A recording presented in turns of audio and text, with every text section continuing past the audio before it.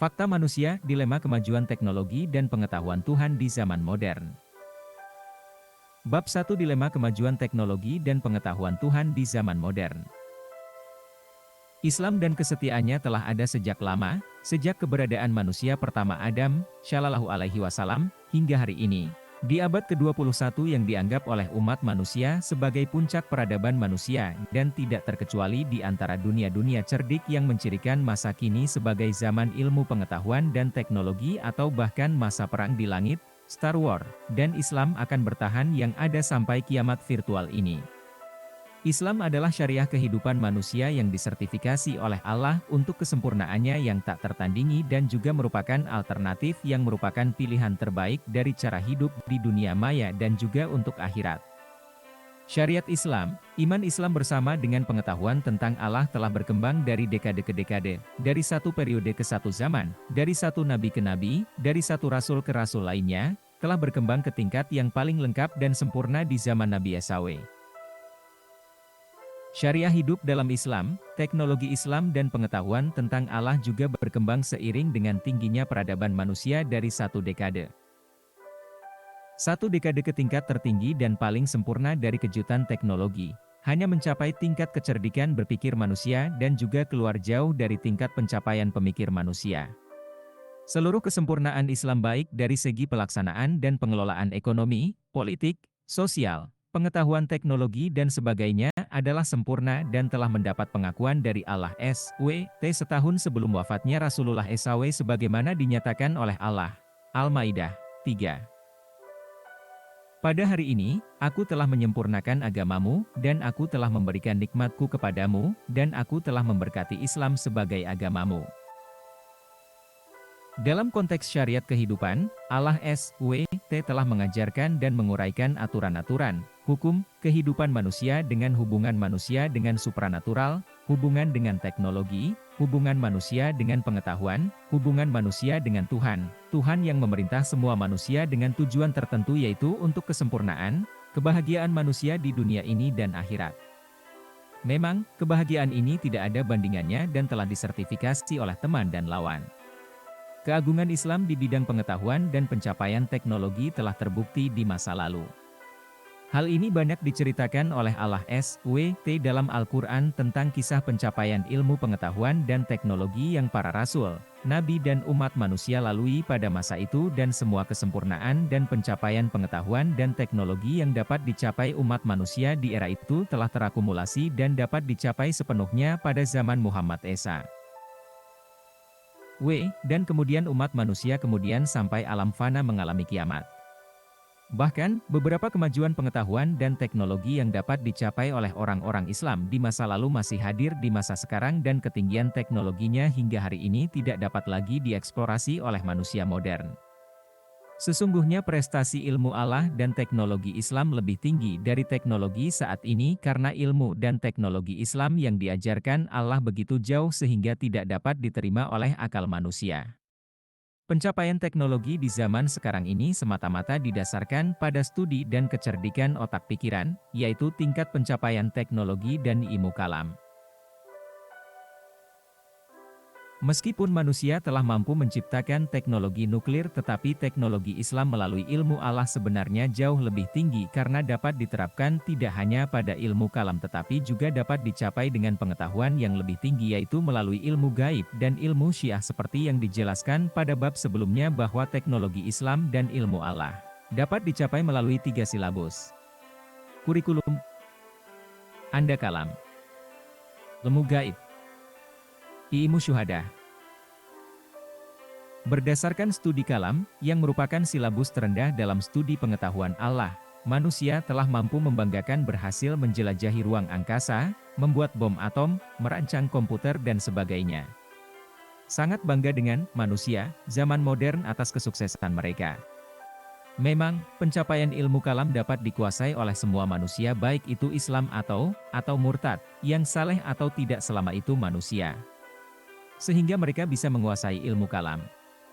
Dalam menghadapi perlombaan teknologi kalam, umat Islam, di zaman modern, telah kehilangan prestasi dan penguasaan teknologi non-muslim, jelas itu adalah kelemahan bangsa muslim. Namun pada kenyataannya, Islam adalah orang yang beruntung di dunia maya karena bagi mereka tidak hanya mungkin untuk menguasai teknologi kalam tetapi jika mereka mengenal diri mereka sendiri dan benar-benar mengenal Allah, mereka dapat menguasai pengetahuan dan teknologi yang lebih tinggi melalui gaib dan syuhada. Memang, pencapaian teknologi tinggi, melalui gaib dan syuhada, tidak mungkin dikuasai oleh orang-orang. Jadi pertanyaannya adalah mengapa umat Islam di zaman sekarang ini tertinggal di semua lini. Di mana letak kesalahan kita? Cobalah untuk berpikir bersama dan mengapa umat Islam tidak tertarik untuk mengeksplorasi kesempatan khusus yang telah Allah berikan kepada Islam ini dan memang kesempatan khusus inilah yang benar-benar menempatkan tingkat umat Islam ke tingkat tertinggi. Kemuliaan terbesar jika dibandingkan dengan orang-orang dan banyak dari dua dan teknologi Islam Anda telah menjadi bukti kemanusiaan di zaman sekarang ini. Teknologi Islam yang terbukti dicapai oleh umat Islam percaya dan mengenal Allah dari zaman Adam hingga zaman Nabi SAW dan teknologi yang dicapai oleh umat Islam setelah masa wafatnya Nabi SAW Muslim dan seluruh umat manusia sampai hari ini tidak dapat ram dan menguasai peringkat teknologi di zaman ketika umat manusia mengenal Allah terutama selama masa kebangkitan para Nabi dan Rasul. Mari kita ambil contoh dan pelajari pencapaian pengetahuan dan teknologi oleh umat Islam di masa lalu. Sampai hari ini manusia tidak bisa lagi membangun kastil dari air, melakukan bisnis, berdagang dengan jin.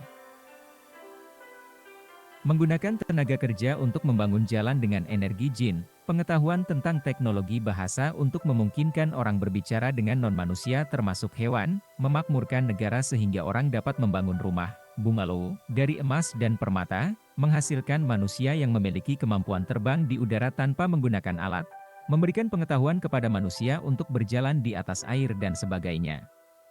Tetapi semua teknologi yang disebutkan di atas pernah dinikmati sepenuhnya oleh Salomo dan rakyatnya selama pemerintahannya. Memang, ilmu teknologi yang disebutkan di atas telah diajarkan oleh pemerintah Sulaiman. Teknologi tinggi ilmu Anda juga telah tercapai dan dinikmati serta dapat dikuasai oleh umat manusia pada zaman Yusuf AS. Teknologi ilmu mentadbir mimpi. Mimpi adalah alat terang atau tidak terang yang diberikan oleh Allah SWT kepada umat manusia untuk mengungkapkan sesuatu. Sesungguhnya ilmu tentang teknologi mimpi ta'abir adalah ilmu yang tinggi. Hanya dengan satu mimpi Nabi Yusuf Shallallahu Alaihi Wasallam, dalam pemerintahannya ia dapat menyusun kebijakan ekonomi negaranya, Mesir, dalam upaya untuk mengatasi bencana kemarau panjang sehingga dengan ilmu pengetahuan maka tanah Mesir selamat dari penderitaan kekeringan. Pertanyaannya adalah mengapa ilmu ini tidak bisa dikuasai oleh manusia sekarang dan di mana kelemahan itu? Keagungan ilmu Allah dan teknologi Islam juga terbukti pada zaman Musa AS di mana ilmu tidak hanya dapat dipelajari oleh manusia melalui guru-guru zahir, tetapi ilmu Allah dan teknologi Islam dapat diterima dan diajarkan oleh guru-guru supranatural. Sebuah contoh nyata dari Musa mempelajari okultisme dengan Nabi Khidir AS. Jika pada zaman Nabi Musa manusia bisa belajar okultisme dengan Khidir AS, mengapa manusia tidak bisa belajar pengetahuan yang sama dengan Khidir atau wali Allah lainnya sementara Khidir tidak mati dan banyak wali Allah yang tak terlihat hidup dan tidak mati sampai hari ini? Mengapa? Teknologi dan pengetahuan Allah yang tinggi juga dapat dikuasai oleh orang-orang di zaman Nabi Daud, di mana mereka dapat melelehkan logam dengan tangan tanpa menggunakan alat, terdengar seperti buluh. Orang-orang pada zaman Daud dapat membuat senjata seperti pedang dengan logam hanya dengan meremas logam untuk menjadi senjata. Pada zaman Nabi Ilyas, umat manusia mampu menguasai teknologi tertinggi pengetahuan kedokteran dan mereka menguasai teknologi farmasi, kedokteran, untuk semua penyakit sedangkan pada zaman Nabi Isa, Shallallahu Alaihi Wasallam, manusia mampu menguasai ilmu untuk menghidupkan orang mati, berbicara dengan orang mati dan pengetahuan teknologi membaca bisikan-bisikan jantung perut pedal manusia dan mereka juga menguasai ilmu orang buta dengan mata orang buta masih buta, defektif.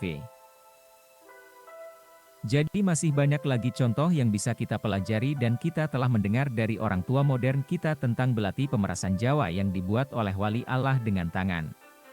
Kami juga telah mendengar bagaimana Datuk Bahaman, Tok Pramu, memasak air tanpa api.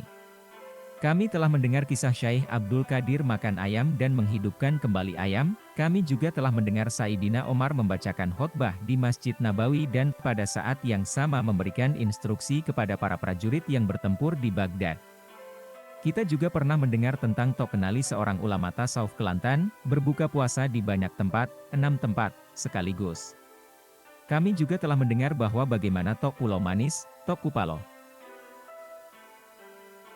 mengubah air laut di sekitar pulau tempat dia tinggal menjadi air sirup, dingin seperti air batu untuk pesta hanya dengan mengasah kakinya di garis pantai setelah doa zohor, di mana sirup air berubah kembali menjadi air laut lagi setelah pukul 10 malam dan banyak yang telah mencicipi air sirup.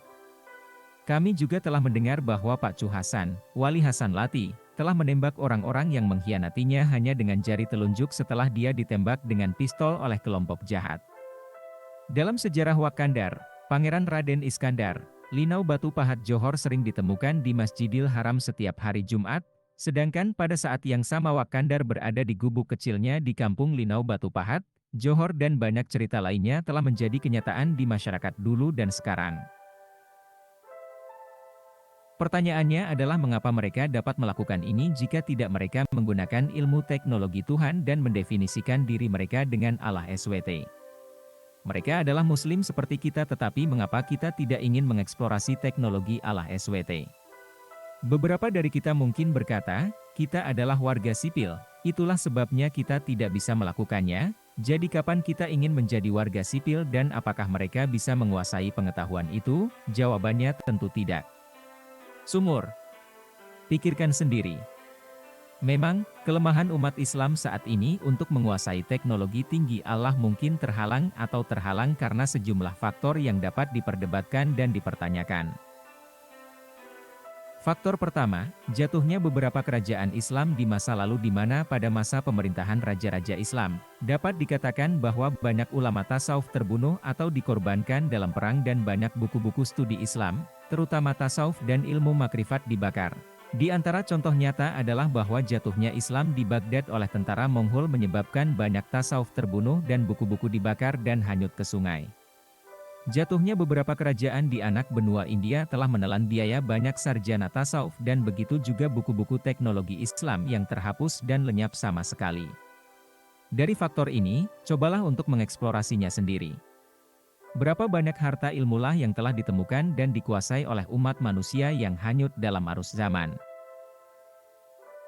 Faktor kedua, munculnya konflik antara anggota syariat yang buta dan bermata kering dengan anggota tasawuf yang cerdas dalam arifin billah, hingga perbedaan pendapat. Hal ini telah menyebabkan pertumpahan darah. Kita telah mendengar bagaimana kisah seorang ahli tasawuf terkenal bernama Al-Hallaj dibunuh oleh syariat buta. Sampai Sultan Syaikh Abdul Qadir Jailani berkata, jika Al-Hallaj ini hidup di zamanku, aku akan memotong tangan orang yang membunuhnya. Kita juga pernah mendengar perkelahian antara Syaikh Nuruddin Al-Ranini, anggota ulama syariat buta dan kering bermata ikan, dengan teman-temannya yang telah menghukum seorang ulama tasawuf bernama Hamzah Fansuri. Faktor ini merupakan hasil dari arogansi atau sikap, aku yang benar, sertawan prestasi tentang ilmulah yang luas yang terdiri dari cabang syariat, tarekat-tarekat dan makrifat. Syariah ulama ini memekik dada menopang bahwa akulah yang mengurusi hukum Allah, ilmu syariat saja sudah benar, ilmu syariat lain salah, menyimpang dan terbalik.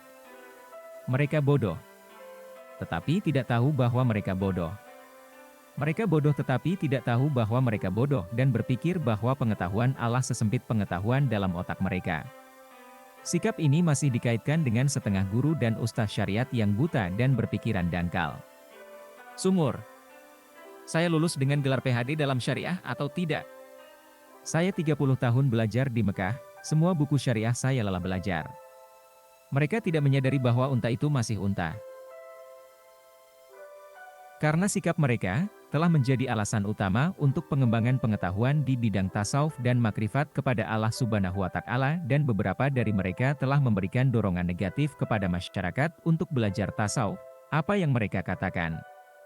Kami warga sipil tidak pantas belajar ilmu tasawuf karena ilmu tasawuf adalah ilmu para penjaga. Kami warga sipil cukup belajar sejauh dosa, hanya pahala. Di antara mereka juga bertindak sebagai dalang penghalang pengembangan pengetahuan tasawuf. Merekalah yang menabur fitnah pada praktisi tasawuf dengan racun terbalik, salah, menyimpang, guru Yahya, dan banyak kata lain yang dieksplorasi oleh otak iblis mereka. Di sini, kita tidak memungkiri bahwa ada kalangan tertentu yang mengamalkan apa yang disebut ilmu tasawuf, tarikat, fakta yang sepenuhnya salah dan keluar dari garis studi tasawuf yang sebenarnya, seperti yang dibawa Nabi S.A.W. dan para wali. Bahkan, pembangunan jalan tasawuf yang mengkritik, menantang, dan menghalangi seharusnya tidak lagi muncul di zaman modern dalam masyarakat yang telah mencapai puncak peradaban. Bahkan para ulama syariat, ustadz-ustadz yang berkualifikasi tinggi juga harus mendorong masyarakat untuk mendalami bidang ilmulah, khususnya di bidang jalan tasawuf. Jika kita bodoh dalam bidang sertifikasi, kita tidak tahu. Dalam kasus apapun kita tidak boleh menuduh atau menerima kata-kata orang tanpa terlebih dahulu menyelidikinya agar kita dapat memberikan gelar salah, menyimpang, terbalik, dan sebagainya. Jadilah bodoh bagi kami karena bodoh bahwa manusia bisa lihai. Jangan bangga dengan setetes pengetahuan syariah yang kita pelajari untuk monarki di mata dan mencari nafkah di hati. Faktor ketiga, banyak anggota tasawuf yang pengecut, penakut dan sebagainya untuk berterus terang dan membuka sayap ilmunya kepada masyarakat. Hal ini mungkin akibat dari ketakutan akan konflik antara anggota syariat dan tasawuf, sebagai akibat atau efek dari perjuangan ulama syariat dan tasawuf pada zaman dahulu, akibat dari seorang guru kepada seorang guru yang berpesan kepada murid-muridnya untuk berhati-hati dalam membuka ilmu tasawuf sehingga terjadi kesenjangan bentrokan. Pemahamannya tidak menular seperti di masa lalu. Itulah sebabnya perintah untuk menutup rahasia ilmu tasawuf diwarisi oleh para ulama tasawuf saat ini.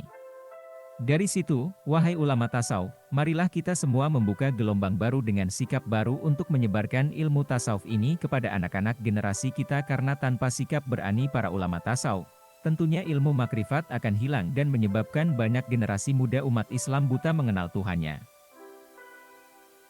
Faktor keempat, karena kurangnya minat umat Islam untuk memperdalam pengetahuan tasawuf dan menjelajah ke pengetahuan gaib dan pengetahuan wasyahadah. Selain itu, kurangnya dorongan dan penyemangat dari masyarakat dan pemerintah terhadap kajian pengetahuan faktual dan makrifat, tasawuf.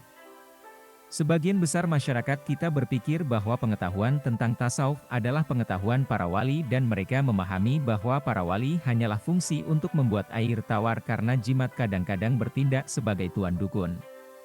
Mereka tidak menyadari bahwa itu adalah pengetahuan tasawuf yang didominasi oleh para rasul, para wali Allah yang memerintah dunia maya. Mereka tidak menyadari bahwa para rasul termasuk Nabi Isa, serta para sahabatnya yang dapat memerintah dengan kebijaksanaan dan keajaiban pengetahuan tentang fakta dan makrifat, tasawuf. Apakah mereka menyadari bahwa Raja Kelantan, negara-negeri serendah sekebun bunga, Ibu Siti Wan Kembang dan Putri Saadong adalah wafialah dan apakah mereka sadar bahwa Raja Iskandar Putra, Parameswara, yang memerintah Malaka adalah seorang waliullah?